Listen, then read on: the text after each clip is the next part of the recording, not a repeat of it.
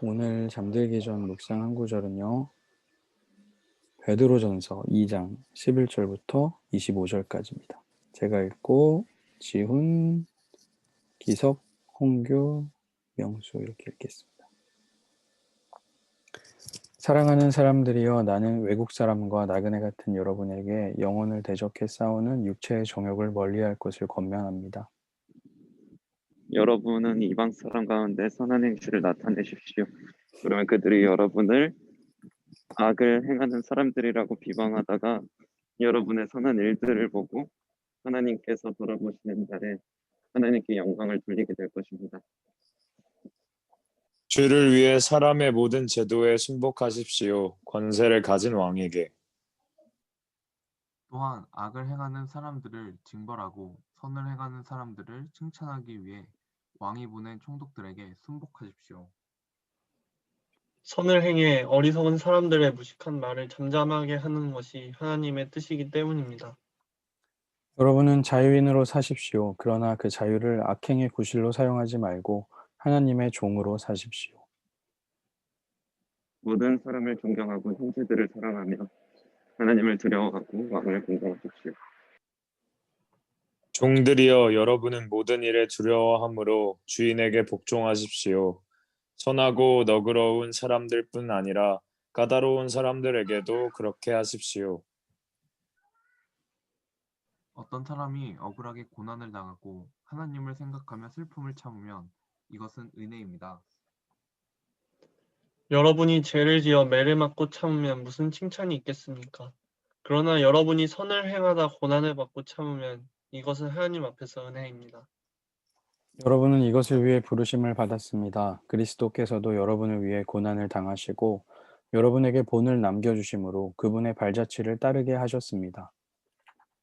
그분은 죄를 지으신 일도 없고 그 입에는 거짓이 없었으며 그분은 모욕을 당하셨으나 모욕으로 갚지 않으셨고 고난을 당하셨으나 위협하지 않으셨고 공의로 심판하시는 분에게 자신을 맡기셨습니다.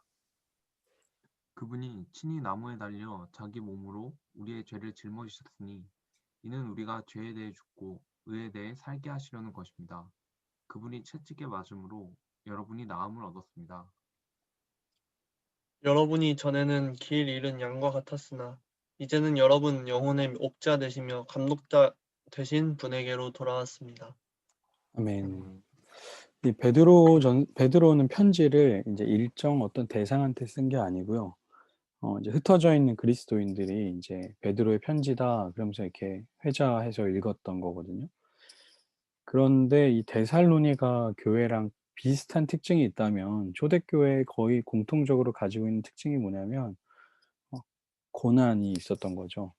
데살로니가는 그 유대인들이 좀 유별났어요. 유대인들이 바울이 복음 전하러 갔을 때 되게 시기했었거든요. 그래서 바울을 죽이러 베레아까지 따라가고 뭐 이렇게 막 쫓아가고 그랬거든요. 그러니까 데살로니가에서 그리스도인으로 살아가는 거는 되게 어려운 일이었죠.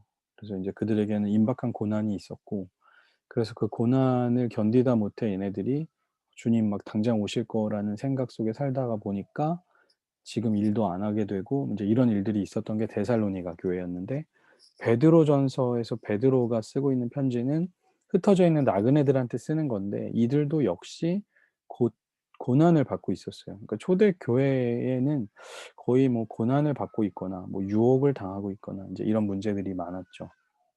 그들에게 이제 선을 행하라고 이야기를 하는데요.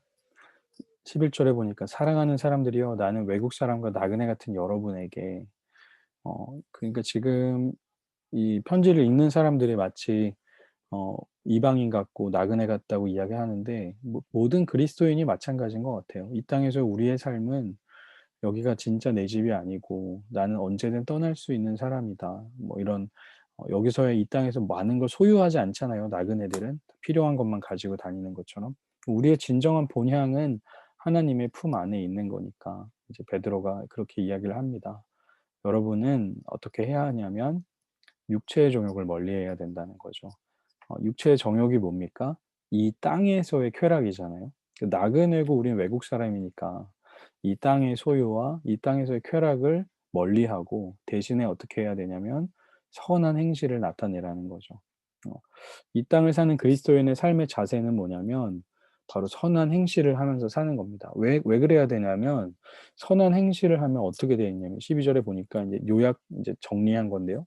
이제 이후에 나올 것들을 여러분을 악을 행하는 사람들이라고 비방하다가 여러분의 선한 일들을 보고 하나님께서 돌아보시는 날에 하나님께 영광을 돌리게 된대요. 사람들이 우리를 막 욕하다가 이런 뭐 예수쟁이들아 뭐 이러다가 선한 행동을 보고 하나님께 영광을 올리게 된다는 거죠.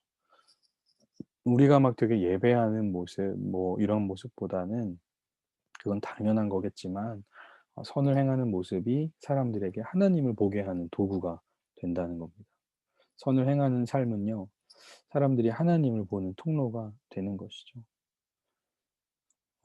그래서 인제 그럼 선을 행하는 일은 무엇인지 인제 하나씩 설명하는데요. 첫 번째가 뭐냐면 땅의 질서와 제도를 지키는 겁니다. 13절에 보니까 주를 위해 사람의 모든 제도에 순복하래요. 그게 인제 우리가 선을 행하는 거예요. 선을 행하는 건 사람의 제도에 순복하는 거. 그것은 인제 뭐냐면 권세를 가진 왕에게 또한 악을 행하는 사람들을 징벌하고 선을 행하는 사람들을 칭찬하기 위해 왕이 보낸 총독들에게 순복하라는 거죠. 사람의 이 제도를 지금 뭘 얘기하는 거냐면 이 땅을 통치하기 위한 어떤 질서에 순종하라는 거죠. 왕이 가지고 있는 권세, 그다음에 왕이 보낸 총독이 가지고 있는 그 권세에 그 질서에 순복해라라는 거죠. 그 말이지 불법을 따르라는 말은 아닙니다. 무조건 순종하라는 말은 아니겠죠. 그렇게 하는 것이 어떻게 되냐면 어리석은 사람들의 무식한 말을 잠잠하게 할 수 있는 것. 그것이 하나님의 뜻이래요. 우리가 선을 행할 때 어리석은 사람들의 말을 잠잠하게 하니까. 그래서 세상의 질서에 순복해야 된다라는 거죠. 두 번째는 선을 행하는 건 뭐냐면 자유인은 자유인인데 하나님께 순종하는 자유인이 되는 거예요. 16절에 보니까 여러분은 자유인으로 사십시오. 그러나 그 자유를 악행의 구실로 사용하지 말고 하나님의 종으로 사십시오. 그러니까 선을 행하는 것은 뭐냐면 하나님의 뜻을 따르는 자유인으로 사는 겁니다. 하나님께 순종하는 자유인. 그것은 또 뭐냐면 내가 자유인으로 하나님의 뜻을 따라 사는 것이 뭐냐면 17절에 보니까 모든 사람의 존엄성을 인정하는 거죠. 그들을 존경하고 형제를 사랑하고 하나님을 두려워하고 왕을 공경하는 일. 저는 이 17절에 있는 이 네 가지 일이요. 동시에 일어난다고 생각해요. 사람의 존엄성을 인정하면 그들을 사랑할 수밖에 없어요. 그리고 하나님을 두려워하는 거죠. 그들을 만드신 하나님을. 그리고 그 세상의 질서에 순종하게 왕을 공경하면서 살아갈 수밖에 없는 거죠. 이 중에 뭐 한 가지만 해 이렇게 말할 수 없는 것 같아요. 선을 행한다는 건 바로 이런 거라는 거죠. 그것은 또 선하고 너그러운 사람들뿐만 아니라 까다로운 사람들까지도 그렇게 할 수 있습니다. 왜냐하면 하나님의 종이라는 자유함이 있기 때문이에요. 내가 만약에 나한테 막 까칠하게 대하고 갑질하는 사람한테 우리가 잘할 수 없거든요. 왜냐하면 그들의 노예니까. 나를 종으로 부리는 사람한테 잘할 수 없어요. 근데 나는 저 인간의 종이 아니고 나는 하나님의 종이라는 자유함이 있을 때 우리는 모두를 섬길 수가 있는 겁니다. 네, 서우가 지금 문 앞에서 빵야하고 갔어요. 선을 행하는 일은 세 번째로 뭐냐면 고난 중에도 변하지 않는 태도로 살아가는 거래요.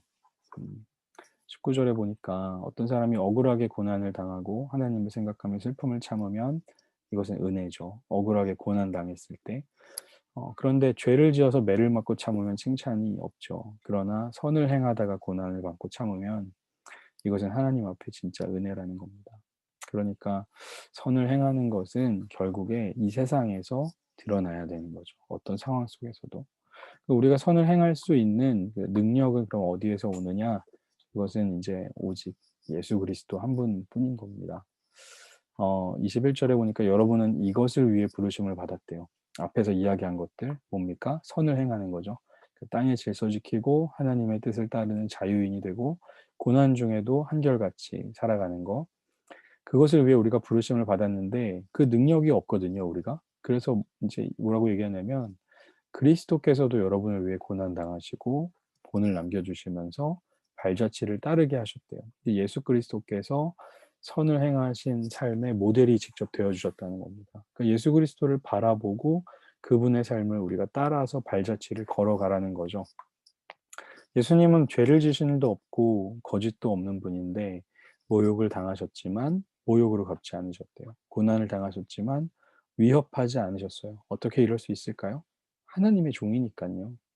고난 중에 한결같은 모습은 하나님의 종이라는 그 정체성에서 나오는 겁니다.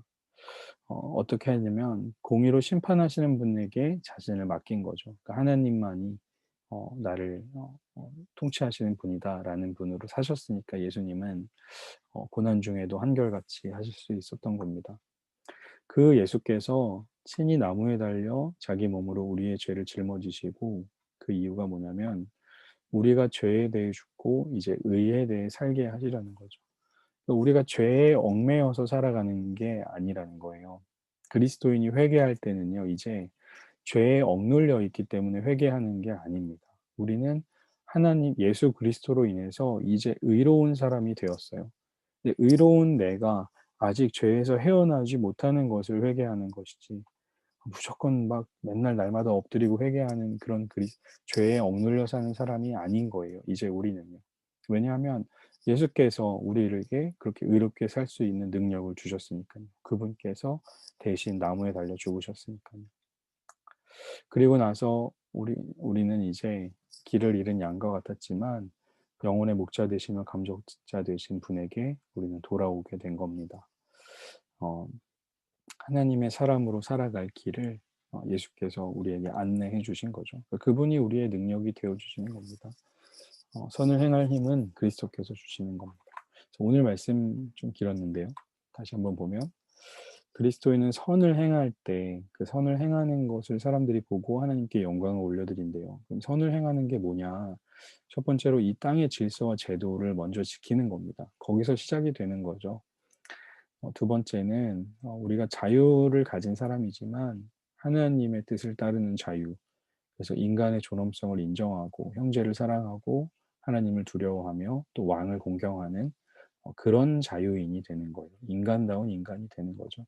또 선을 행하는 일은 뭐냐면 고난 중에도 또 한결같은 모습으로 살아가는 게 선을 행하는 거다. 근데 그 능력이 어디에서 나오냐면 바로 우리보다 앞서 가신 예수 그리스도에게서 나온다는 겁니다. 오늘 우리에게 던지고 싶은 질문은요. 그러면 내가 삶에서 행할 수 있는 선한 일이 무엇인가? 우리에게 한번 질문을 던져봤으면 좋겠습니다. 선을 행하는 삶을 사는 우리가 되기를 간절히 바랍니다. 오, 집에 언제 갔네? 네, 주의자매도 왔네요. 기도하겠습니다. 하나님 감사합니다. 하나님께서 우리를 하나님의 사람으로 삼아주시고 세워주시고 또 우리에게 더 이상 죄에 얽매여 살아가는 사람들이 아니고 이제 의롭다함을 입은 사람으로 살아가게 하심을 감사합니다. 그 의롭다함을 입은 우리가 이 땅에서 선을 행하며 살아가기 원합니다. 우리 육체의 정욕들을 버리고 주님을 따라 살아가는 우리들 될 수 있도록 인도하여 주옵소서. 그렇게 살고 싶지만 살 수 없는 그런 연약한 우리들입니다. 주께서 오늘도 우리에게 능력을 더하여 주시고 또 순종하며 감사하며 살아가는 우리들 되게 하여 주옵소서. 이 밤에도 평안함 주실 줄 믿습니다. 감사드리며 예수님의 이름으로 기도합니다. 아멘. 감사합니다. 네, 수고하셨습니다. 감사합니다.